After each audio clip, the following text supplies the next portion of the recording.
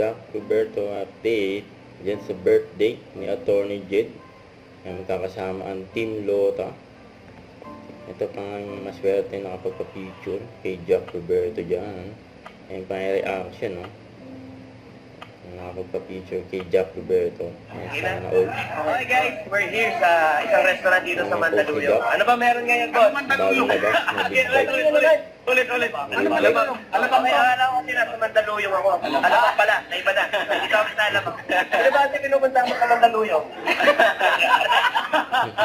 Ngayon, dito tayo sa Alabang ngayon, dito sa mga restaurant dito sa Alabang. Ano meron? Maglo-launch ang Kawasaki ng Bimota KV4. KV4 guys, kanina natin ibibigay ang unit. Abangan nyo mamaya sa loob. So, ayan o. All set na sila doon. Time check is 7:30. Mag-start yung program ng 8 p.m. So guys, stay tuned ha. At ito nga pa yung mga gar na gar! Ayun, Team Lota. Gar! Gar! Boss Edwin! Boss Jeff! Ayun, pakita natin mga bossing natin. Okay guys, bukod doon, contract signing din ng California Superbike School. Correct. Di ba? Ano bang abangan nila ngayong taon sa California Superbike School? Marami na ba tayo participant ngayon? Kaya, Yes, actually, tuloy ko na tayo. Bakit dito ginanap ngayon yung contract signing? Usually, di ba, nag-set kayo ng ano?